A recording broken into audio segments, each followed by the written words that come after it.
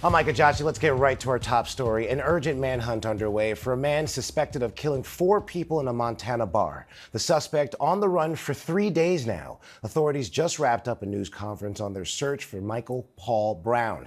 They say the Army veteran is still at large and they believe he's armed and extremely dangerous. Law enforcement is offering a $7,500 reward, and they're zeroing in on a mountainous area in western Montana for the 45-year-old suspected gunman, saying he knows the area very well. At this time, they say there's no reason to believe he's being helped by anyone. According to the Montana Department of Justice, Brown allegedly opened fire Friday morning at the Owl Bar in Anaconda, a city of about 9,000 people. Authorities not saying what led up to the shooting nor a possible motive. Joining me now with the latest is ABC News' Melissa Adon, along with ABC News contributor and former NYPD Chief of Detectives Robert Boyce.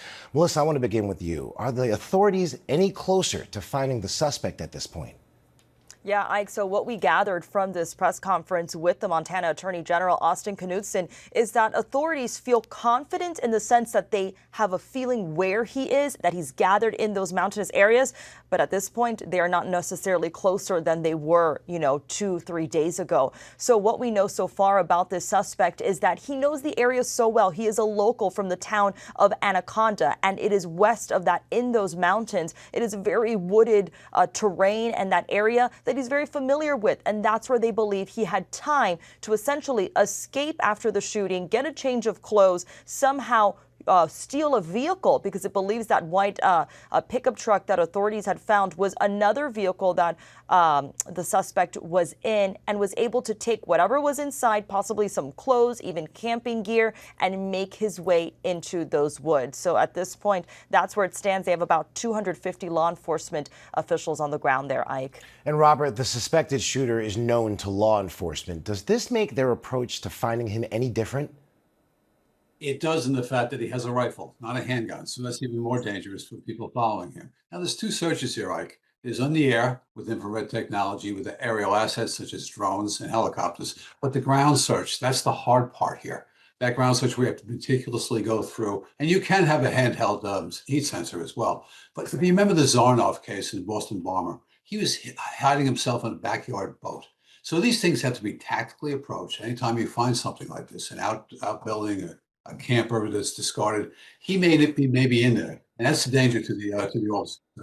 This really has to be quickly and as methodically as possible. This is a tough. Okay, and Melissa, do we know anything more about the victims in this shooting? Yes, Ike, so it's been revealed the names and identities of these 4 victims. Very tragically, there was a bartender, 64-year-old Nancy Loretta Kelly. She was an employee, a bartender there at the Owl Bar. She tragically, her life was taken by the shooting. And then 3 of those patrons, 59-year-old Daniel Edwin Bailey, 70-year-old David Allen Leach, and 74-year-old Tony Wayne Palm. So Ike, emphasizing here the ages ranging from 59 to 74 years old. All of them were locals of the town of Anaconda.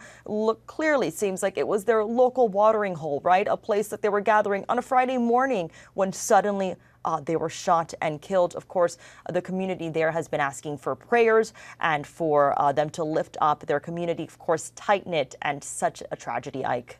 And Robert, right now, we do not know why Brown went on this shooting rampage. So what clues will authorities look for in assessing a motive in this case? Well, I think his mental state is the biggest issue here. If you see that picture of him playing the scene on those steps, it's very concerning. This man is in the throes of mental illness, as it appears.